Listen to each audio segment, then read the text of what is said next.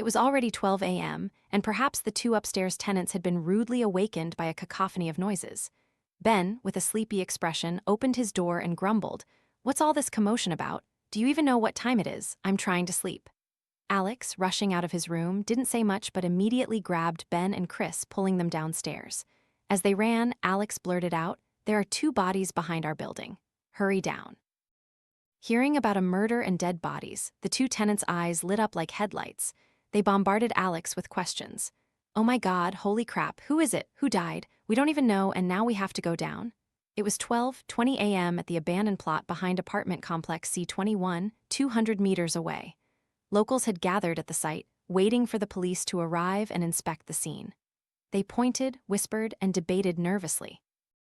Alex, Chris, and Ben pushed through the crowd to get a clear look at the bodies. "A security guard, Mr. Robert," shouted loudly. "Quiet down. Calm yourselves. Don't push or shove, you'll disturb the crime scene and make the investigation difficult. The police are here to handle everything." At the empty plot, the purplish body of a man lay contorted, his limbs curled up as if he had been sleeping soundly but suffered from a sudden chill. He wore only a thin t-shirt and flimsy shorts. The man was identified as Mr. Tan, around 40 years old, who had just moved into the high-end apartment complex 2 weeks ago. He lived alone, without a wife or children, and was quite reclusive. Alex approached Mr. Robert, the security guard who first discovered the body. "Sir, were you the first one to find him?" Mr. Robert glanced at Alex. "Yes, I found him and then called everyone."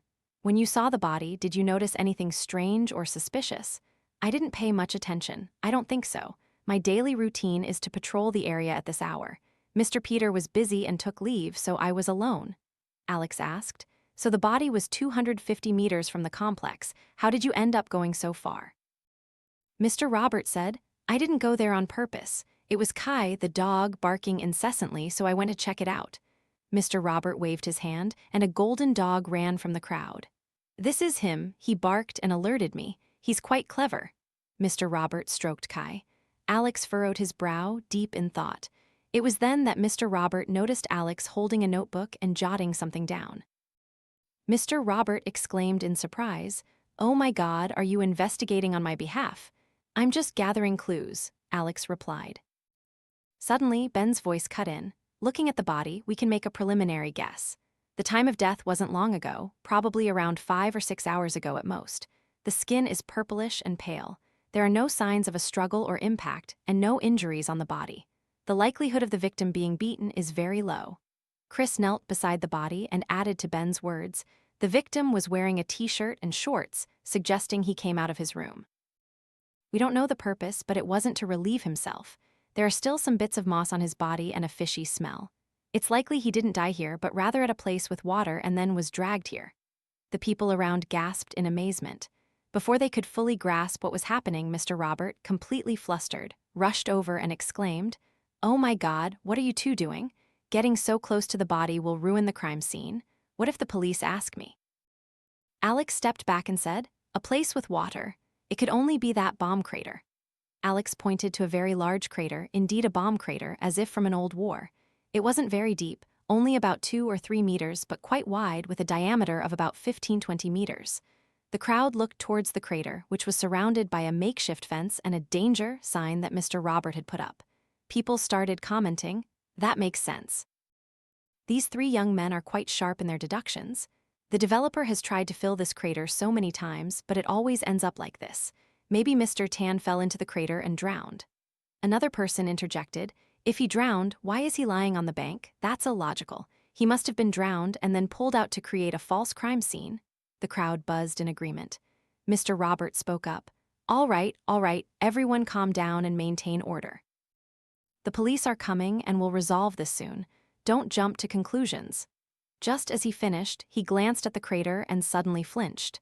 Alex, Chris, and Ben had stepped over the fence Mr. Robert had put up and were standing right by the edge of the crater. Mr. Robert immediately yelled, "Hey, what are you 3 doing now? It's very dangerous there. Get back here quickly."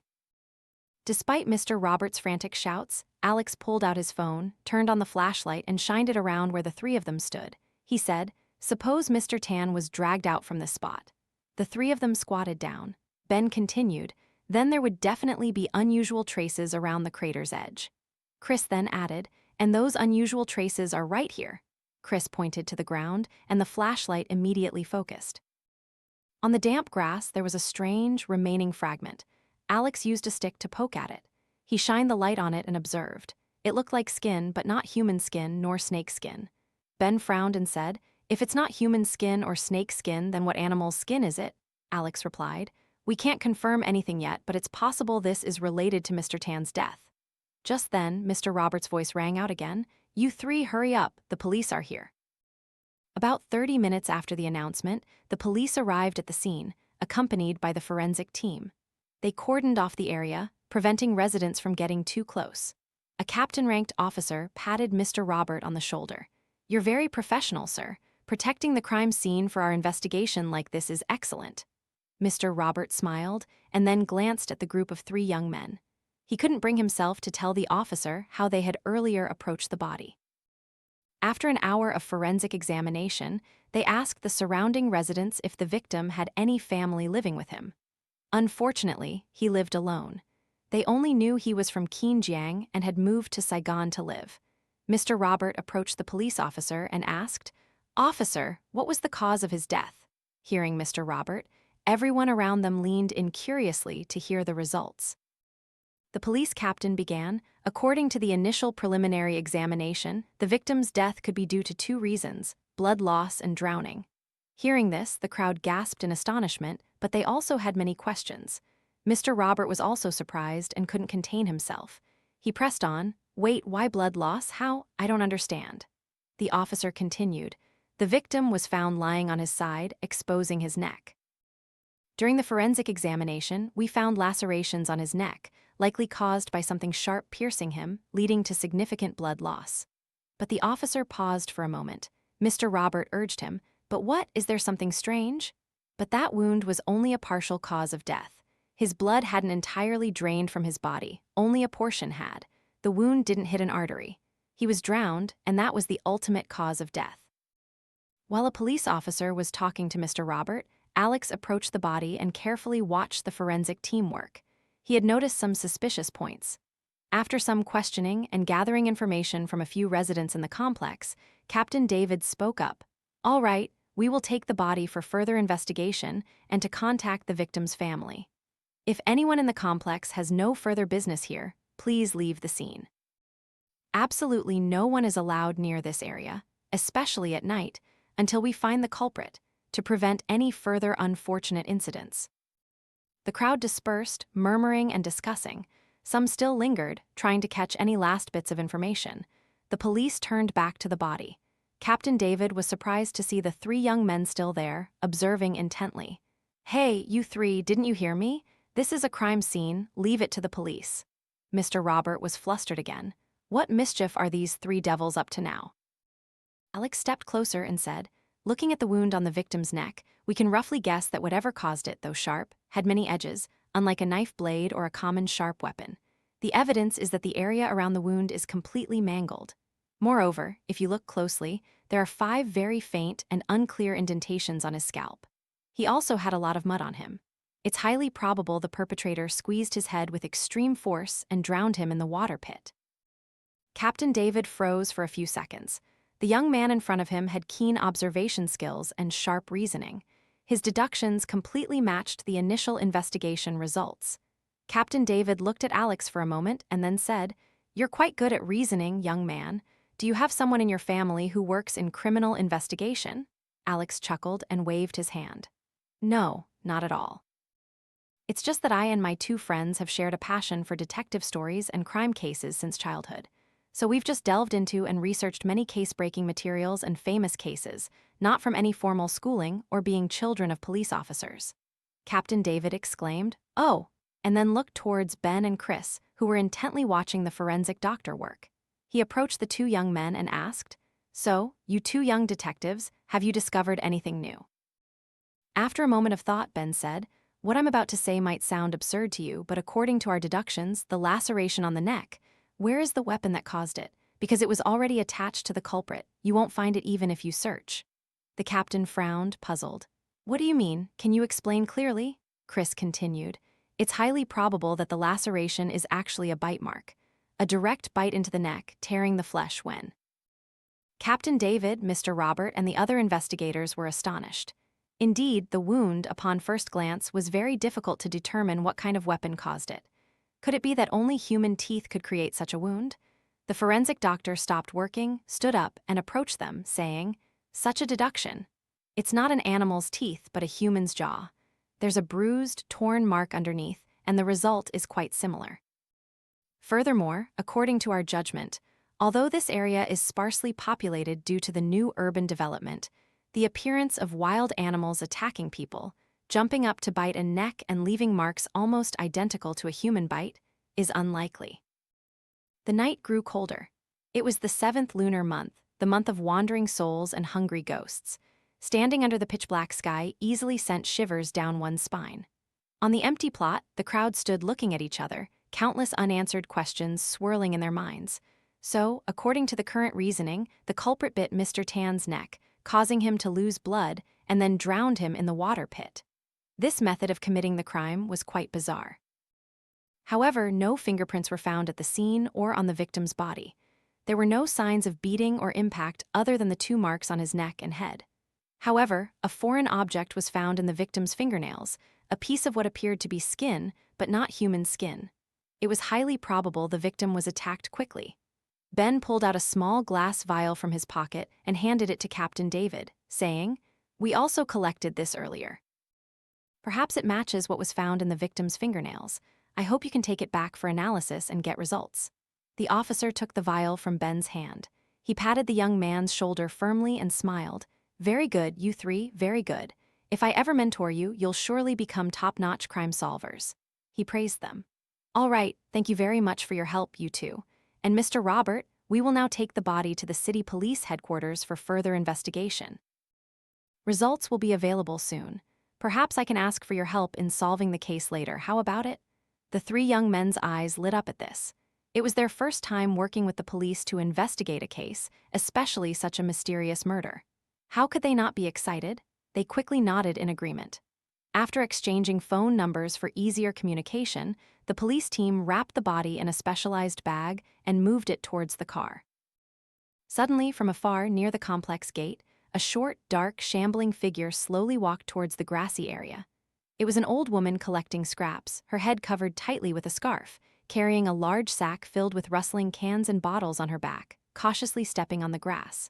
Mr. Robert rushed over and said, "Oh, madam, this is private land. You shouldn't be here, especially not in the middle of the night. There's a crime scene here, and the police are all over the place. Please leave." The old woman slowly raised her head, looked at Mr. Robert, and then at the crowd behind him. Her eyes were bloodshot, and her face was haggard and wrinkled.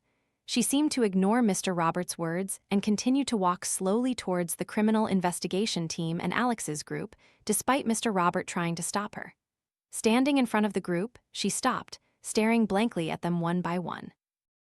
After a moment of silence, she spoke in a trembling, difficult-to-understand voice. "The 7th lunar month holds many taboos. Those who offend ghosts and spirits will not have a good ending. Those who live wickedly will suffer karmic retribution from ghosts and spirits. Once they want to harm someone, they will find and kill that person to the very end. Kill until complete." The old woman's words echoed in the wind. The people stood there, silent. Captain David turned to Alex and said, "We're leaving now. When we have results, I will contact you. Remember to absolutely limit your movement in this area at night until the culprit is found to avoid further incidents." Alex's group nodded. The police team got into their cars. The car engines started and drove towards the gate, heading out onto the main road and disappearing into the night. It was now 1:30 a.m. Outside, a light, chilling rain began to fall. Staying out here for too long would surely lead to a cold. Alex's group quickly ran back to the complex. Before leaving, Alex looked back at the old woman and said, "Grandma, please find shelter from the rain quickly. It's about to rain heavily." The old woman said nothing, just stood there, watching the young men run towards the apartment complex. In the darkness, her 2 bloodshot eyes suddenly gleamed with an eerie intensity. Mr. Robert had just reached the awning of the guard post. He looked back at the plot of land and was surprised. The old woman from earlier had disappeared. He mumbled, "Strange. It's raining and I ran in here. To leave the gate, you have to pass through the guard post. If that woman left, she would have had to pass by here. Did she run faster than me? She was just standing there a moment ago." Mr. Roberts' confusion was shared by the three young men. As they ran up the steps of the complex, they immediately looked back at the plot of land. The old woman was no longer there. Ben patted Alex on the shoulder and asked, "What are you thinking about?" Alex remained silent for a moment, observing intently. By now, the rain had started to fall heavily. Alex turned to his two friends and said, "This case isn't simple. The police will have a hard time finding the culprit. We should act sooner." Chris immediately asked, "So what's the plan?" "Where do we start investigating?" Alex thought for a while and then replied, "All right, let's go to our rooms for now. Tomorrow we'll wake up early, have breakfast, and then plan. Let's go to sleep now, it's too cold out here." The other two agreed. They decided to wake up early tomorrow, have breakfast, and strategize to solve this eerie and mysterious case. Up on the hallway, after the other two had entered their rooms, Alex approached the window that faced directly onto the empty plot. He reached out and latched the window shut to prevent rain from blowing inside overnight. The next morning, the hallway was still damp. Suddenly, Alex flinched. He thought he saw something moving quickly across the plot of land under the light of a lamppost, then quickly disappearing into the thick, dark rain. The next morning, at exactly 6:30 a.m., the three friends gathered at a pho restaurant right next to the C21 complex. It was early, but many women in the area had already gathered in groups chatting. The topic of conversation was none other than the sensational murder case from last night. One woman said, "Oh my, that man's death is truly strange. I hope the police find the truth about the culprit, otherwise I wouldn't dare go anywhere." Another woman chimed in, "Exactly, where would you go now? Especially at dusk, what if it comes for you? And I don't understand why he was killed. Was it revenge?" Another diner then spoke up, "You women keep making wild guesses, you should watch your mouths." The women turned and glared at him. This morning's TV news also reported on the case. It was indeed fast. Alex's steaming hot bowl of pho sat in front of him. "Let's eat while we talk," he said. The other customers discussing the case were only talking about last night's murder. It seemed the news had spread throughout the district overnight. The three friends exchanged glances. Perhaps this wasn't the right place to discuss their plans. First, let's go to a quiet coffee shop in the alley. A quaint old coffee shop nestled deep in a less trafficked alley. After ordering 3 iced milk coffees, Alex, Ben, and Chris sat down to analyze the situation from last night. They started by compiling their initial findings and those of the police task force, concluding that Mr. Robert could be excluded as a suspect. The victim's time of death was between 5 and 6 p.m., meaning around 6-7 p.m. yesterday evening. During that time, Mr. Robert had a clear alibi. He had a drinking appointment with some of the neighborhood watch officers. Around 6-7 p.m., those officers had come to the guard post, drinking and singing loudly. Therefore, Mr. Robert was completely innocent. 2 possibilities remained. 1, the culprit was an outsider who murdered the victim. 2, the culprit was someone from within the complex. Chris put his coffee cup down on the table. Ben said, "If the culprit is an outsider, that's one thing. But if the culprit is someone from inside the complex, then the investigation and containment could be easier. But it's also dangerous because they're still lurking somewhere near us." Last night's rain almost wiped everything clean. Everyone rushed down to the plot to gawk, and the culprit probably went down with them. Later, when we go back, maybe the 3 of us should revisit the crime scene and observe it one more time. No sooner said than done. Around 9 a.m., after paying for their coffee, Alex's group returned to the complex. This morning, Mr. Peter, the other security guard, was back at work. Upon reaching the gate, the 2 security guards were sitting, drinking tea, and enthusiastically chatting. As soon as he saw the 3 young men approaching, Mr. Robert said, "There they are, the 3 of them. They even helped the police solve the case. Very clever." The other security guard also turned, marveled, and praised them heartily. Such talented young people. The 3 only smiled and walked straight towards the plot of land. Indeed, last night's rain had wiped the scene clean. Moreover, the heavy rain all night had also caused the water in the large crater to overflow onto the surrounding ground. Looking at the vast, open plot of land in the outskirts where some apartment buildings would soon be built, but which was currently quite desolate and sparsely trafficked, Alex stood silently for a moment and then said, "A crime that leaves no fingerprints or anything. And the victim was bitten in such an unusual way.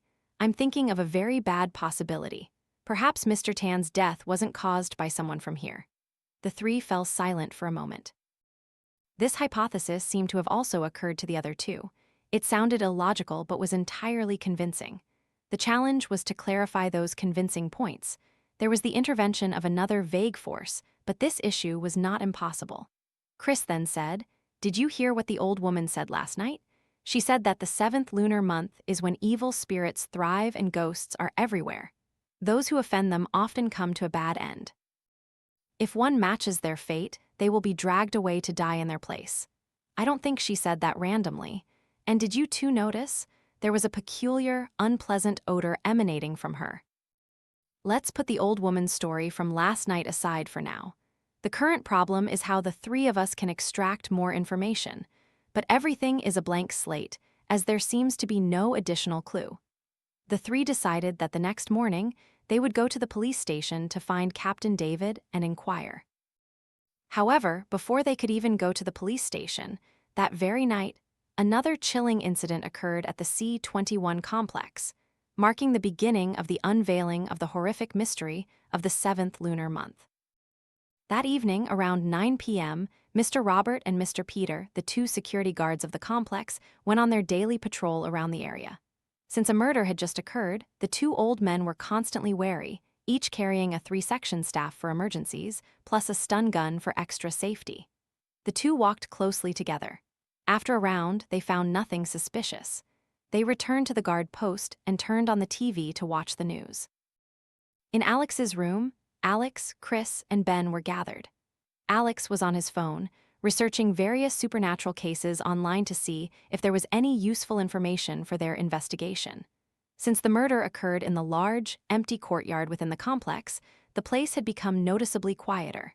Even the aunts and uncles who used to exercise and walk there in the evenings were gone. Perhaps they feared the culprit was still lurking nearby. Additionally, the sky tonight was overcast with thick clouds. The dim, flickering lights of the large courtyard couldn't illuminate the entire area. Without knowing the motive for the crime, it was possible it was a madman who found joy in killing. But silence did not mean absence.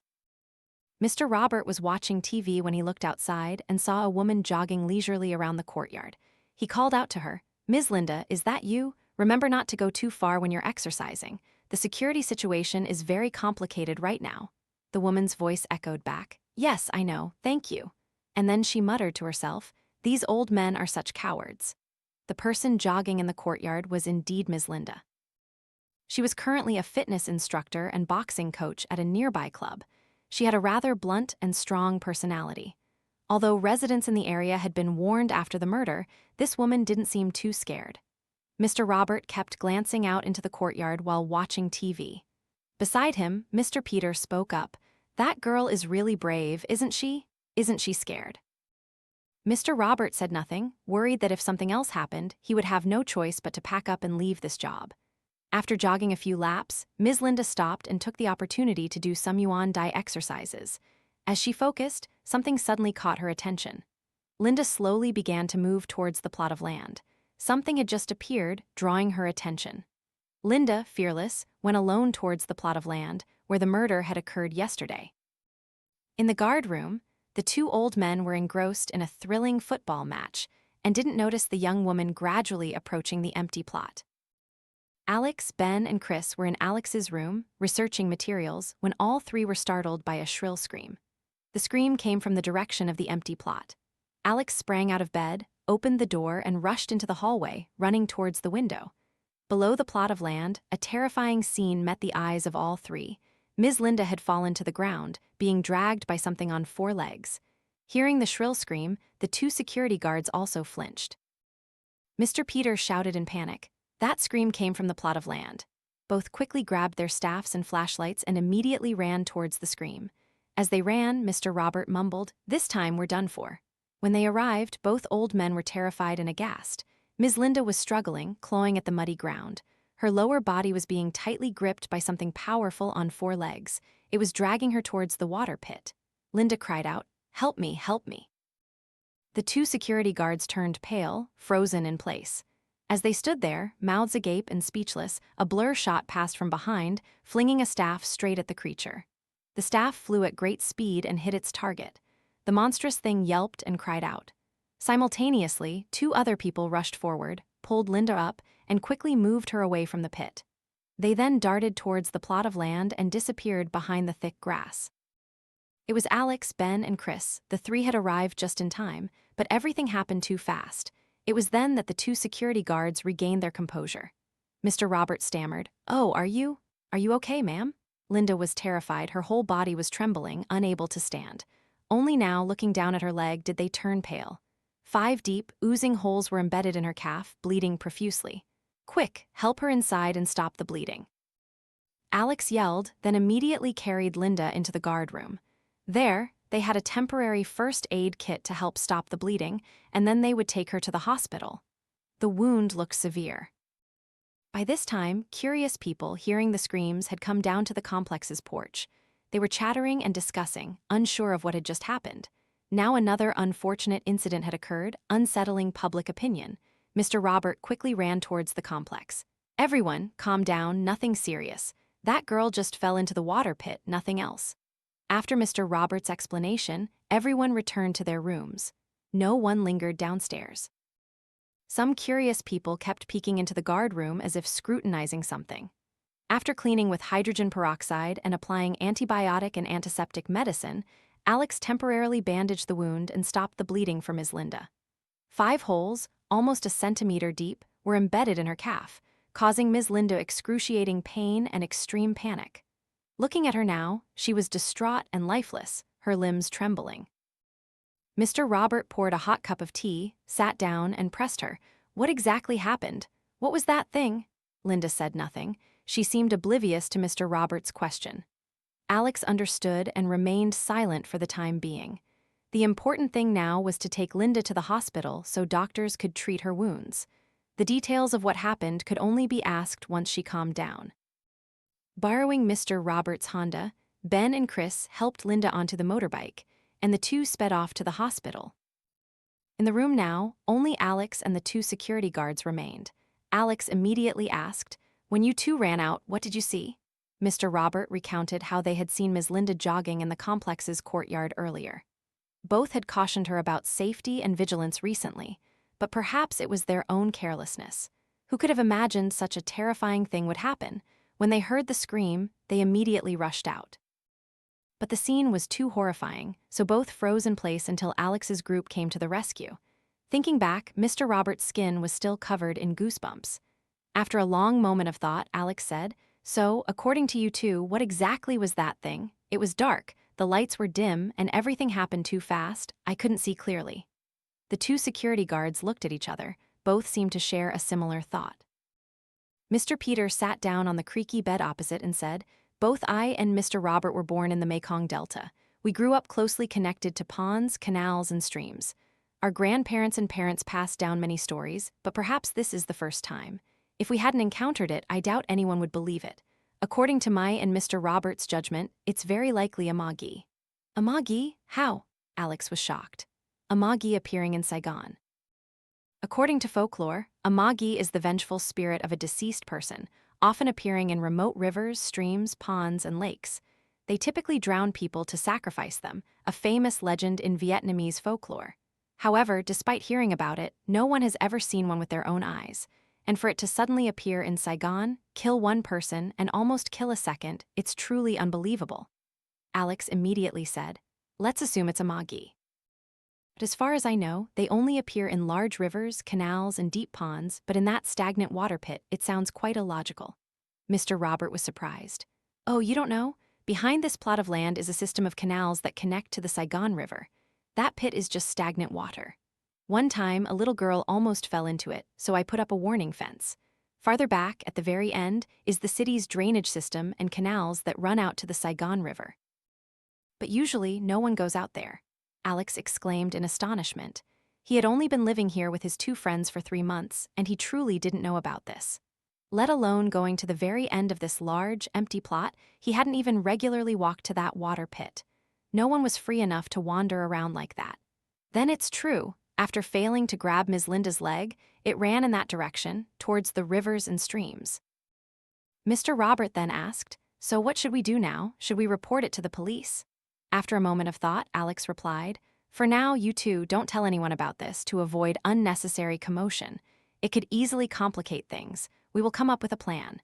If something so absurd as this were revealed, who knows what the consequences would be for this area?" The security guard nodded, thinking that even if they did tell, people would probably say the two old men were crazy. The phone rang repeatedly. Alex answered. It was Ben calling from the hospital. "Hello, Alex, I'm at the hospital. Linda had an accident and is in shock. The doctors gave her a sedative and she's sleeping now. As for the wounds on her leg, they've removed the bandages and disinfected them. They keep asking what kind of accident caused these marks. Chris and I just mumbled something to get by. She's stable for now. Can we come back?" Alex replied. "Not yet. If you come back, only one of you. The other has to stay and watch over her. What if she wakes up? Actually, both of you stay there until tomorrow morning. We'll go to the police early." Ben and Chris listened to Alex and stayed to watch over Linda. After hanging up, Alex turned to Mr. Robert and instructed him, "In the next few days, you two must be absolutely vigilant and not be careless like earlier to avoid anyone else getting hurt. If this area gets stirred up, it'll be big trouble. Early tomorrow morning, I will go to the district police headquarters to report and seek a solution. For now, just like this." The two men nodded. Alex bid them farewell and left the room, quickly running back to the complex. Indeed, after the two incidents, he certainly didn't dare to linger around here at all. Reaching his room, he quickly accessed Zalo and messaged an account named David. This was the police captain who had handled the body earlier. Reading Alex's messages, Captain David was half believing, half doubting. But could Alex really fabricate such a story? Could this case truly be caused by evil spirits? Tomorrow morning, he would personally go to Alex's hospital to verify the incident. If it was true, this would be the strangest case in his 15 years of service. As he put his phone down, the bell rang again. It was his mother calling Alex. She called to remind him about a few things and didn't forget to caution him to be careful during the month of wandering souls and avoid certain things. After talking to his mother, Alex hung up, put his hand to his forehead, and thought about a few things. If it truly was caused by evil spirits, how would they solve the case? Outside, a few raindrops began to fall. It was the rainy season, so this was normal. However, at this moment, the rain made people feel uneasy. Hopefully, tomorrow morning, Ms. Linda would wake up calmly and be able to recount what happened last night. The very next morning, Alex was already at the district police headquarters. Captain David was also there early to meet Alex. They had already discussed everything via Zalo last night. The two quickly got into a car and drove to the hospital. By this time, Chris and Ben had gone to buy breakfast, and Ms. Linda had also woken up. Her face still showed a lingering fear from last night's incident. Chris immediately said, "Are you completely calm now? In a moment, someone from the police will come to ask you a few questions." Linda looked at the two young men standing in front of her and said, "Thank you, you two, for taking me to the hospital yesterday. I feel much better." Ben replied, "It's nothing to thank us for. It's what anyone would do. The doctor said you shouldn't put too much strain on your leg for 2 or 3 weeks due to the wound." Linda nodded. She looked down at her bandaged leg and couldn't help but feel terrified remembering what had happened. The room door opened. Alex entered, followed by Captain David. Captain David looked down at her bandaged leg. Indeed, she was injured.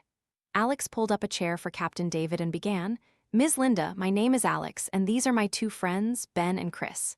Yesterday, the three of us, along with the security guards, were at the scene when the incident happened and brought you to the hospital. Today, I've brought Captain David, the police officer directly investigating Mr. Tan's death the other day, to ask you some questions related to the case. We hope for your cooperation." Linda nodded gently. At this point, Captain David began to ask, "Hello, my name is David.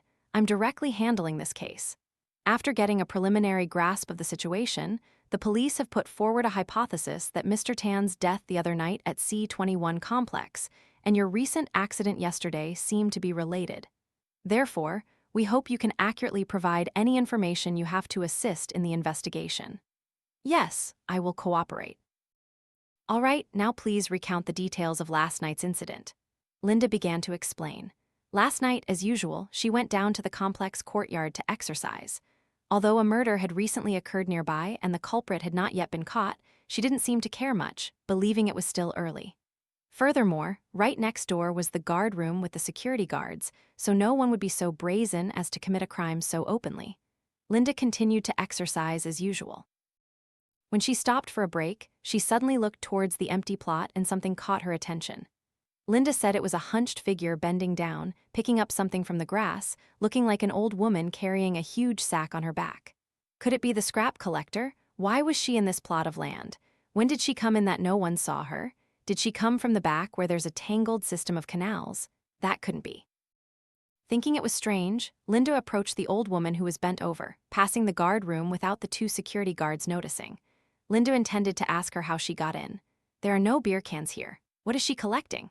But strangely, when she got close and asked, the old woman stood with her back to Linda and remained silent, even after Linda spoke 3 or 4 times. Realizing something strange, Linda was about to get closer when the old woman suddenly let out a laugh. A high-pitched, eerie laugh that sent shivers down Linda's spine, making her limbs tremble.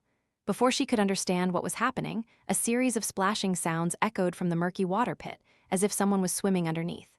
In an instant, something crawled onto the bank. Before she could make out what had just swum up, in a flash, it lunged towards her at terrifying speed. Linda screamed in horror and tried to run. But before she could take 3 or 4 steps, the thing had grabbed her leg. It squeezed hard, 5 fingers digging deep into her calf, making Linda turn pale with pain. Then, it dragged her forcefully across the grass, making Linda use all 10 of her fingers to claw at the ground, even drawing blood. Then, the 2 security guards ran over, but they were too terrified and froze in place. Only when Alex's group of 3 appeared was the situation truly resolved. What Linda reported could not be false. At this point, Captain David completely believed Alex's words. In this world, there are countless mysterious supernatural phenomena that science cannot explain, and Vietnamese folk ghosts are among them. Could it be that after so many years in the force, David was finally encountering a true case of evil spirits? He closed his notebook, put it in his bag, and beckoned Alex's 3 friends into the hallway to talk. After pondering for a moment, Captain David began, "You 3 are very clever. These are important clues to solving this case. However, this is not an ordinary case, and I myself have never encountered anything like it in my life. If it were a human culprit, that would be one thing, but this is something too vague. Do you 3 have any ideas? Now, back at headquarters, I don't know what to tell the investigation team." Hearing this, Alex said, "If it's evil spirits, then we'll use our own methods to catch them. However, do you think this deduction is correct? Last night, I thought about it and believe that Mr. Tan and Ms. Linda have no connection to each other. Both are victims. This proves that it kills people without motive or reason. Furthermore, yesterday evening, talking to the 2 security guards, they said that according to folklore descriptions, it could be a Magi." Captain David, Ben, and Chris were all surprised. A Magi, a ghost known for dragging people into water, could actually come ashore to kill people? That sounded truly unbelievable. Alex then said, "There's one more detail, that old woman. On the day Mr. Tan's body was found, she was also present. We all clearly remember that she appeared on the plot of land yesterday. It's highly likely she is closely related to the Magi." Looking at Captain David, Alex asked, "How do you plan to proceed with this case?" Captain David replied, "Currently, the case file is being kept as the investigation for clues progresses. For the past 2 days, the police detectives have been searching and investigating the surrounding residential areas, but they haven't reported any progress." And it was true. How could they find clues in a situation like this? The samples taken from the scene, after testing, were not human skin. It's a miracle it hasn't decomposed rapidly and has been well preserved. If I go back now and propose this ghost-catching plan, I don't know what my superiors will think. All 4 fell silent. This case seemed to have many difficult aspects, but if they didn't act, how many people would be harmed by that force during this 7th lunar month? Captain David made a decision. "All right, I will personally investigate this with you 3. I'll report to my superiors later. As for the district police headquarters, let them investigate in a different direction. We shouldn't involve too many people in this case." He cautioned the 2 security guards and Ms. Linda to absolutely keep silent and not let the story leak out. As for the specific plan, we'll meet tonight at 7 p.m. at Cafe number 39, and I will assign tasks specifically. Captain David bid the three farewell and left. At this time, doctors at the hospital said Linda could be discharged tonight, with a prescription for antibiotics, anti-inflammatory drugs, and fever reducers. That evening, around 6 p.m., the three called a four-seater taxi. Ben helped Linda into the car and they left. Alex and Chris rode their motorbikes to the designated meeting point and waited. A little later, Ben also arrived. He said he had helped Linda to her room and bought her a bowl of porridge. Over 30 minutes later, Captain David arrived. He was dressed in casual clothes. This was Captain David's usual coffee shop, where he often discussed work. It was quite discreet, with few people passing by and quiet. Pouring out 4 cups of coffee, they immediately got to business. The plan is as follows. This morning, when I left, I contacted an acquaintance, a geomancer. This person is a medium and fortune teller. He knows a friend who can perform exorcisms and ward off evil spirits. He can also be considered a sorcerer.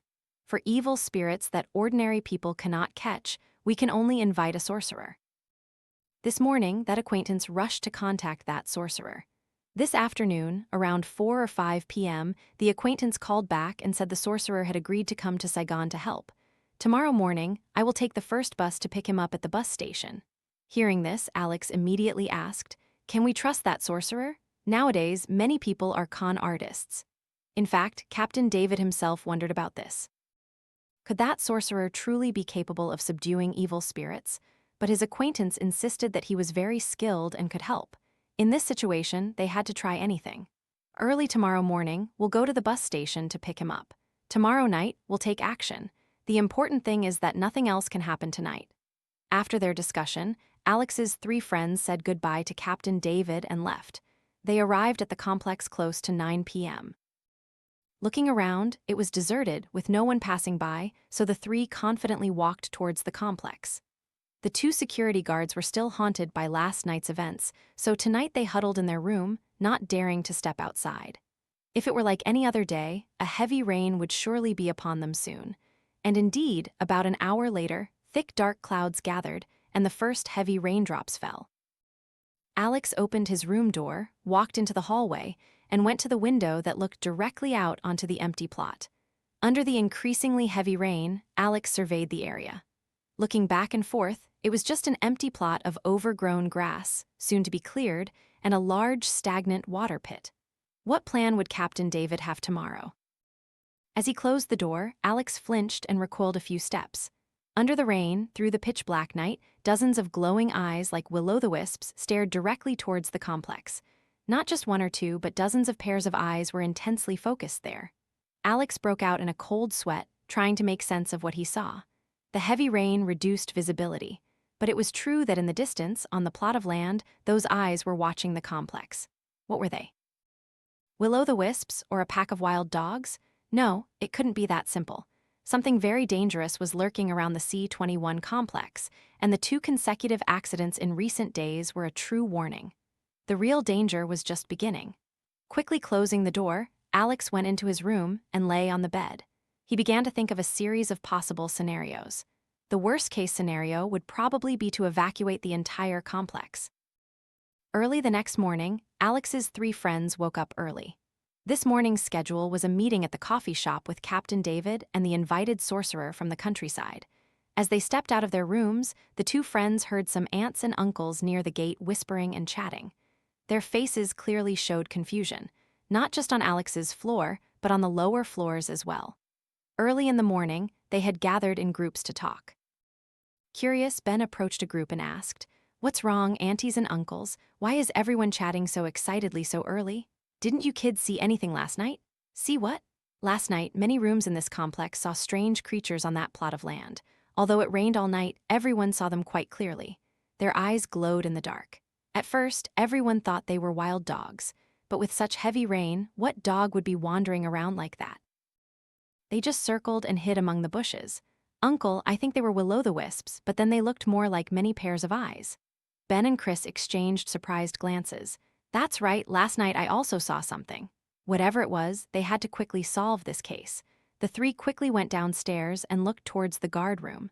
The 2 security guards were also talking about something, their faces looking very tense. They didn't even notice Alex's group walking towards the gate. They arrived at the coffee shop at 6:30 a.m. To be on time for the appointment, the three bought 3 banh to eat to curb their hunger and went straight to the shop, as drinking coffee on an empty stomach would be terrible. Inside the shop, they saw Captain David and an old man already waiting. The old man looked about 70, with a kind face, appearing honest and simple. He had a scarf tied around his head, like old folks in the countryside, and was dressed very plainly.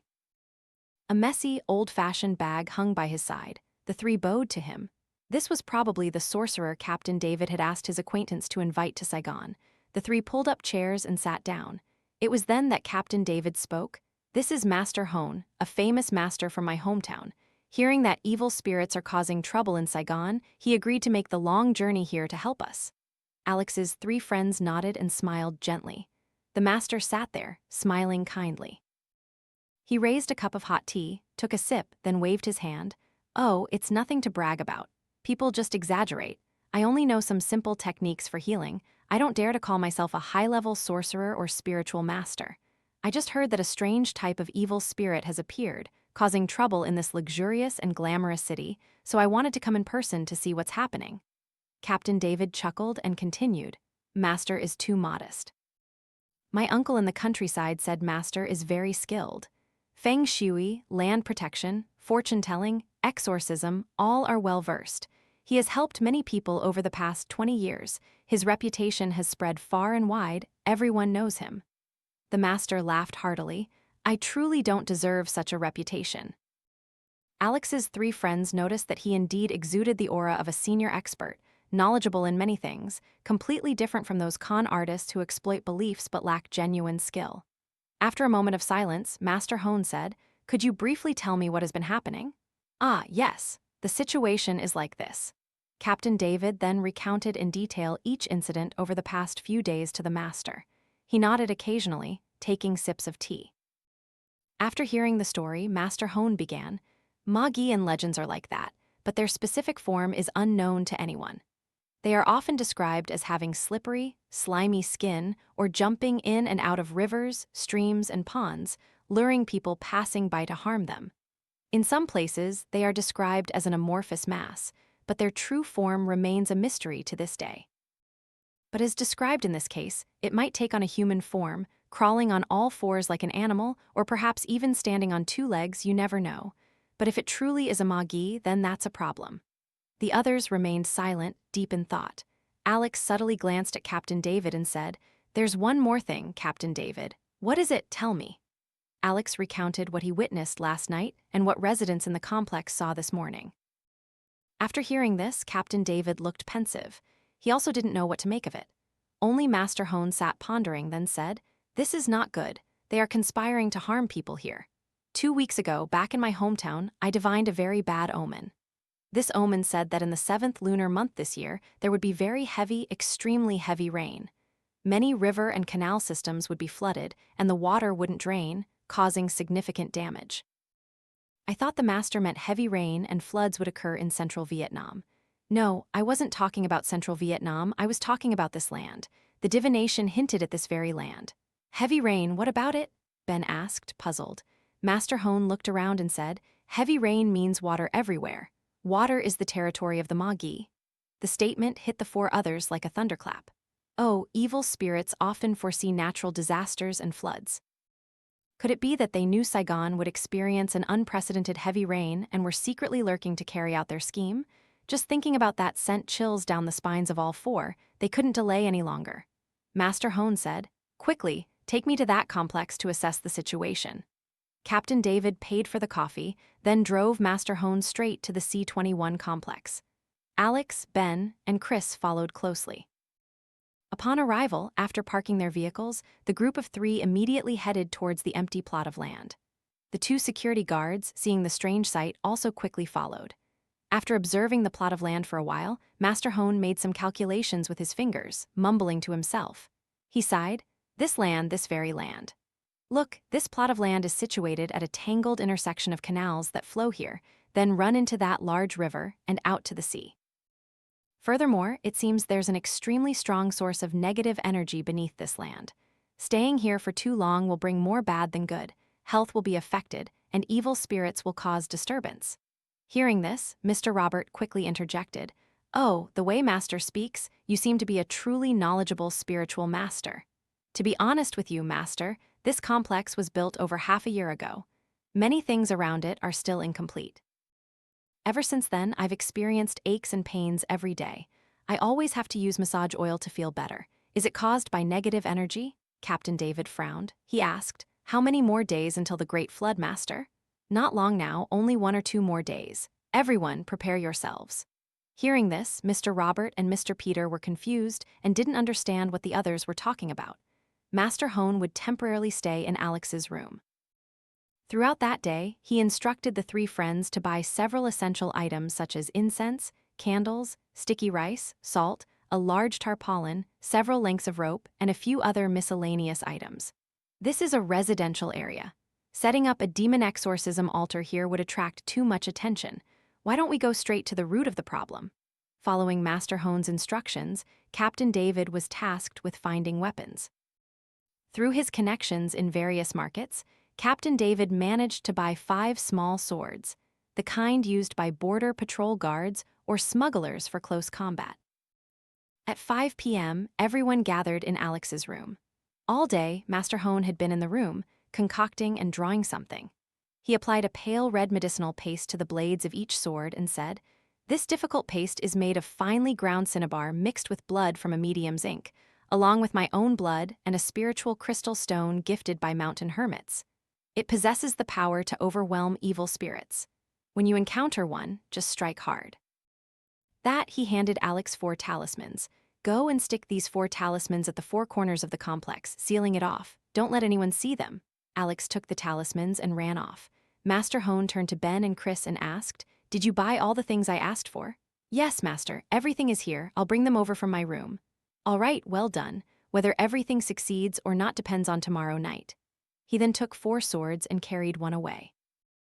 That night, Master Hohn sat cross-legged on the bed, mumbling some incantations. Alex's group gathered in Ben's room. Indeed, just as Master Hohn's divination had predicted, the weather forecast also stated that tomorrow, southern Vietnam, especially Saigon, would experience the heaviest rain in nearly 10 years, lasting for 2 consecutive days. Residents should take precautions. Holding 3 small bottles of powder in his hand, Alex said, "Master is truly skilled. Now the 3 of us will go down and sprinkle this powder around first. It will only work when it rains like this." Following Master Hohn's plan, the 3 rushed down to the courtyard, went around the perimeter of the complex and the courtyard, sprinkling the fine powder. Just then, Mr. Robert, who was in the guard room, rushed out. "Hey, what are you kids doing?" Alex replied. "We're doing something for Master." After finishing, he gave the remaining powder to Mr. Robert and instructed him to sprinkle the powder around the guard post, saying the rain would come quickly. Handing the vial to Mr. Robert, the 3 ran back up to the complex. Mr. Robert stood there, bewildered, not understanding what was happening. Looking at the powder in his hand, he raised it to his nose and sniffed. A pungent, acrid smell stung his nostrils, making him wrinkle his face. He took the powder to Mr. Peter, who asked, "What are you holding?" "I don't know," Mr. Robert replied. "Those 3 kids told me to sprinkle it around the room, but I don't know what it's for." As he finished speaking, he sprinkled the powder around the guard shack.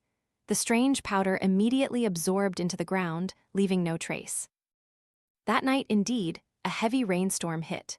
When it rained, Alex's 3 friends walked back and forth along the hallway and looked out the window towards the plot of land. This was the task Master Hohn had assigned. A strange thing was that from dusk until now, the 3 hadn't heard anyone walking or talking on any of the floors. Had everyone gone somewhere? In fact, all day today, in his room, Master Hohn had performed a spell he learned from the Khmer people. Khmer sorcerers often use this spell to cure insomnia. Those who hear it will feel as if they are sinking into a dreamlike state and experience a very deep sleep.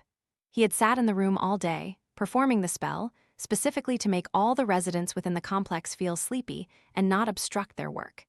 It seemed quite effective over a wide area. As evening approached, everyone felt their eyelids heavy, wanting nothing more than to immediately go to sleep. Only Alex's 3 friends had been marked by Master Hohn beforehand, so they were unaffected by the incantation. It was 11 p.m., the rain was still heavy and only showed signs of subsiding. Chris, standing at a corner window, suddenly exclaimed softly, "You too, come here, they've appeared." Hearing Chris's voice, Alex and Ben rushed over. All three crouched down, peeking out only half their heads to look towards the plot of land. Indeed, just as predicted, the strange eyes from the previous night had reappeared. There was no longer any doubt, it was definitely them. Despite the heavy rain, thunder, and lightning, the dimness was pervasive. Slippery, glistening bodies, vaguely human-shaped, moved erratically beneath the curtain of rain. They hid among the overgrown bushes, waiting for an opportunity. Sitting in the hallway, the three friends' hearts pounded as if they would burst out of their chests. Never had they been so nervous. A flash of lightning then vanished in the sky, momentarily illuminating everything. In the blink of an eye, the ghostly figures had completely disappeared. In the distance, only the light rain remained. Inside the complex, Master Hohn's voice still echoed at intervals. The next morning, Master Hohn and Alex's three friends went to the plot of land to investigate. Mr. Robert, curious, also rushed along. On the grass, many traces remained. Wild grass lay flattened and bent, and there were many repulsive, fishy-smelling things scattered about. Mr. Robert frowned and asked, "Is it the same thing as before?" Master Hohn said nothing, quietly turning back towards the complex. Alex's three friends followed close behind. As they walked, Master Hohn said, "Follow me to the rooftop to finish the last preparations for tonight." Mr. Robert stood there bewildered, not understanding what those people were doing or why it was so secretive. Couldn't they tell him? Reaching the rooftop, Alex's three friends stretched out the large tarpaulin, using 4 lengths of rope to tie its corners securely to 4 pillars. The three then sprinkled the strange powder around it and planted 4 wooden stakes that Master Hohn had prepared at the 4 corners of the rooftop. Master Hohn said, "Tonight, the rain will be extremely heavy, but there will be no thunder or lightning and no wind at all, just rain and more rain. If there were thunder and lightning, evil spirits would be terrified. If there were strong winds, they would fear being blown away, their souls scattered. Only tonight's weather truly suits their intentions. Not only those Magi, but many other kinds of spirits will also take advantage of the cosmic alignment tonight to wreak havoc. All of us must unite, focus, and be ready to fight." Just as he finished, the rooftop door opened, and Captain David arrived, carrying a pile of equipment. "These are the weapons I prepared. Master, do you think they're all right?" Master Hohn glanced at the stack of metal and said, "5 swords are more than enough, we don't need any more." With that, he immediately began his work. He placed a wooden table right under the tarpaulin, arranging some items on it to perform his spiritual abilities.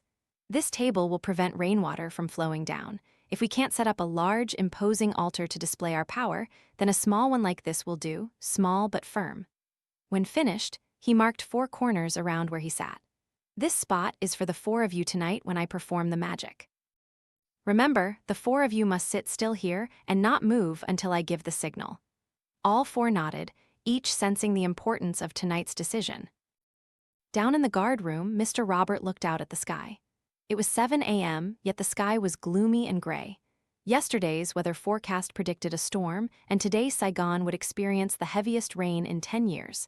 He feared the heavy rain would even flood into the guard shack. It was only morning, and already a few dark clouds had gathered. A person walked out of the complex, slowly approaching Mr. Robert's guard shack. It was Master Hohn. Seeing Master Hohn, Mr. Robert ran out to greet him, smiling. "Master, please come in." Master Hohn stepped inside and sat down. Mr. Robert poured tea and said, "Master, I guess you're here about the events of the past few days, aren't you?" Master Hohn nodded. "That's right, I came from the countryside specifically for this. I don't want too many people to know and get involved. Now I'll give you these 2 talismans. Remember to keep them with you tonight. And remember my words, no matter what you see, you must not step out of the door. Understood?" With that, Master Hohn took out a string with several small bells tied to it. He said, "In case you 2 get dizzy, I'll tie this here.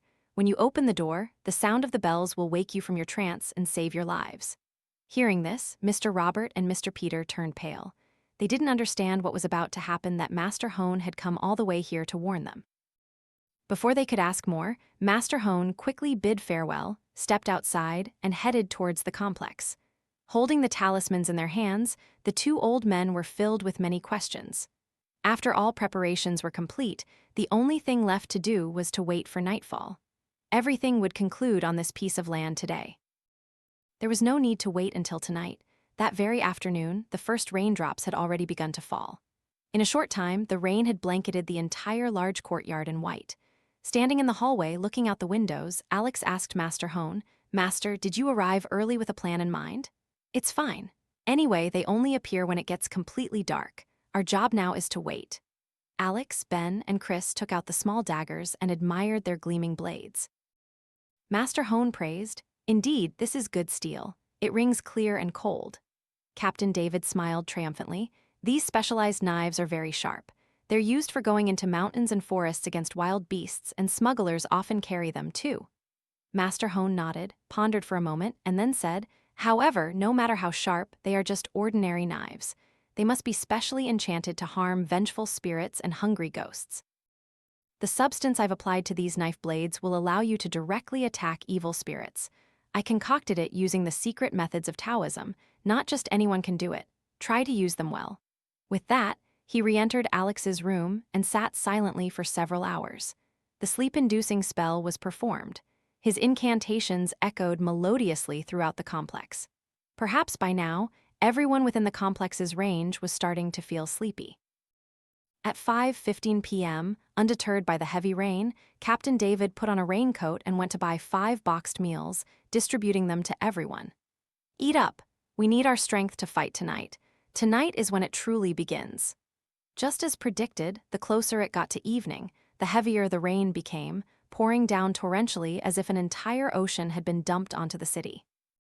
It had been raining continuously from 4 p.m. until now, 10 p.m., and showed signs of getting even heavier. Master Hone opened Alex's room door and said, "The time has come. Everyone, follow me to the rooftop." Immediately, the 4 followed him to the rooftop. Up here, everything was already prepared. The large tarpaulin was stretched taut, its 4 corners secured, with water flowing down underneath. Master Hone sat cross-legged in the center of the altar, lighting 4 flickering lamps amidst the pouring rain. He began to murmur incantations, his eyes closed. The others stood guard on all sides. Suddenly, Ben flinched and gasped in horror. "Oh my God!" Everyone looked down at the courtyard. Ben pointed frantically down at the courtyard in front of them. Immediately, the other 3 squinted, looking down. In the vast courtyard, where rain poured down like water, the dim light from the lamppost was insufficient to illuminate everything. Dozens of shadowy figures moved slowly, gradually approaching the complex. Captain David exclaimed, "Oh my, where did all these people come from?" Master Hone, while performing his incantations, said, "People? There are no people in the 7th lunar month." The 4 others were terrified. Never had spirits manifested so terrifyingly, appearing and disappearing vaguely, shambling in the night. In the dark guard room, Mr. Robert and Mr. Peter peeked through the door crack and, of course, saw the horrifying scene before their eyes. Both broke out in a cold sweat, soaking their clothes despite the pouring rain outside. Master Hone, still making hand gestures, said, "This is nothing yet. The truly terrifying part hasn't appeared. Chris, help me perform the spell." Before he could sit down, Chris gripped Alex's hand tightly, hurting him. Alex snapped, "What are you doing?" Chris, trembling, pointed towards the plot of land, or rather, the entire plot of land was now submerged in white water. Alex looked down at the gruesome scene that met his eyes, dozens of human-like figures splashing in the water, rushing towards the complex. Alex immediately yelled, "Master Hone, they're here." Master Hone raised both hands to the sky and commanded, "Quickly, sit at the 4 corners and ring the 4 bells." Immediately, all 4 rushed back to the 4 corners around Master Hone, ringing the 4 small bells continuously, closing their eyes and concentrating intensely. The chants pierced through the rain, echoing in the space. In the dark room, the 2 security guards faintly heard some sounds echoing. Around the complex, countless vengeful spirits flickered vaguely, appearing and disappearing. They stretched out their rotting, skeletal hands as if wanting to penetrate deeper inside, but it was useless. An invisible shield had been erected, and the water spirits were no exception. In the echoing space, the rumbling sound of a large animal groaned, making the 2 security guards completely terrified. The rain grew heavier and heavier. Master Hone mumbled his prayers and said, "If the rain continues to be this heavy, I fear the shield won't hold much longer. Listen to me, they won't be able to enter the complex as long as the 4 talismans are holding, but they will rush up here to find us. Everyone, prepare yourselves." No sooner had he finished than Master Hone pulled out the dagger he had prepared from his person. The other 4 also clutched their daggers tightly. Suddenly, Master Hone yelled, "They're here!" Immediately, the pouring rain turned completely cold in the blink of an eye. It happened so fast that they didn't even understand what was happening, as if someone had blown the clouds away. Just as he finished speaking, clattering sounds like hooves gripping concrete echoed from all four directions. Captain David, acting instinctively, lunged forward and said, "Die, you bastards!" He swung a knife straight ahead. A slick, smooth head with two deep-set eye sockets was split in two by the knife. The brain dropped with a wet thud onto the waterlogged ground. Captain David exclaimed, "They've climbed up here." Immediately, the other four stood up and spread out to engage in battle. Master Hone swung his knife swiftly, cutting and saying, "Protect the altar, don't let them get close." Alex's three friends charged in, chopping fiercely. The creatures clung to the walls, crawling grotesquely all the way up to the fifth-floor rooftop, a truly terrifying sight. The gleaming knives swung swiftly, chopping without resistance, as if cutting through mud. In their room, the two security guards, seeing the myriad creatures clinging to the complex walls, screamed in horror. The altar trembled violently. Seeing that things were not looking good, Master Hone rushed over, sat down, and made a hand seal. He said, "Try not to let them get near the altar so I can perform the spell." A chaotic battle ensued on the rooftop, but inside the complex, everything remained silent, as if completely isolated from the outside world, and everyone was sound asleep as if nothing was happening. With a grunt, Captain David was thrown against some potted plants in the corner of the rooftop. He groaned in pain. Immediately, Captain David's legs were gripped tightly, trying to drag him to the ground. Quick as a flash, Alex lunged forward, swinging his knife and severing the two arms that were gripping Captain David's legs. The creature let out a pained shriek that echoed through the night, startling the two security guards, who tumbled backward. Alex said, "Quick, Master Hone, I can't hold them off any longer. The spell you're performing has immense power, don't make any mistakes, not even for a second, or you'll suffer a backlash and cough up blood and die." Master Hone was drenched in sweat. In the guard room, the clock suddenly struck exactly 12 a.m. Master Hone immediately said, "The time has come. Oh, vengeful spirits, hungry ghosts who died in rivers, streams, on roads, and in markets, this human world is not for you. Return to hell and await your chance for reincarnation." And just as he finished, a thunderous clap echoed through the sky, immediately followed by flashes of lightning. A barrage of lightning struck the rooftop. The four others, scared out of their wits, quickly sought cover. The dazzling lightning bolt seemed to shatter souls, repeatedly striking and illuminating the entire complex. Then, the rain immediately poured down again, surprisingly quickly, as if it had just stopped. In an instant, the rain covered everything in white. Master Hone collapsed onto the tiled floor. Alex quickly ran over to help him. "Master, quickly, let's get you to a room." Alex immediately carried Master Hone downstairs. The other three also followed. They all didn't notice that around the complex, everything was now eerily silent, with only the pouring rain cascading down. But the scene from earlier had vanished without a trace, like a dream. As Master Hone was laid down on the bed, Alex's head reeled, and the other three also felt the same. They collapsed to the floor and passed out. They didn't know how long they had slept. When they woke up, bright sunbeams were shining through the window. All four found themselves lying on Alex's bed. Master Hone was packing his bags. Captain David rubbed his head, which felt like it was splitting. He asked, "Master, what happened?" "It's all over. We succeeded." At the same time, Alex's three friends also just woke up. Master Hone put his bag on his shoulder and beckoned the four to follow him. "Follow me to the plot of land." When they arrived, the entire plot of land was submerged in water. Because the foundation of the entire complex was built higher, it was only flooded up to ankle level. Master Hone pointed into the distance and said, "They have all been sealed away at the bottom of the river. They will never be able to return. Last night, I used the power of thunder and lightning to strike the negative energy vein of this land, so they can no longer cause trouble. Rest assured and stay here." Master Hone bid them farewell and got into Captain David's car to go to the bus station and return home. Alex's three friends looked out at the vast, white-flooded plot of land. It was true that in this world, there are countless mysterious and fantastical things that defy human imagination, and only those with destiny can encounter them. Alex thought for a moment, then turned and said, "Hey, why don't we form a detective team to investigate supernatural cases at the C21 complex?" Ben clapped his hands. "That's a great idea. I believe the three of us will encounter many more cases like this." Chris nodded in agreement. Now, let's clean up the rooftop, you guys. Then we can form whatever team you want. The other two burst into laughter, and the three ran like the wind back into the complex. By this time, everyone had woken up after a night of deep sleep. In the guard room, after the dazzling lightning last night, the security guards had collapsed onto the floor, unconscious. They woke up, their heads spinning, and seemed to remember nothing.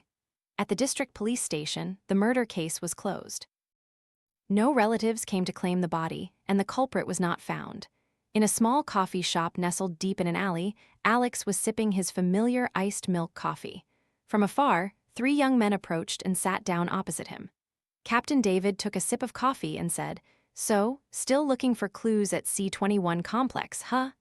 The three looked at Captain David and gave him a bright smile.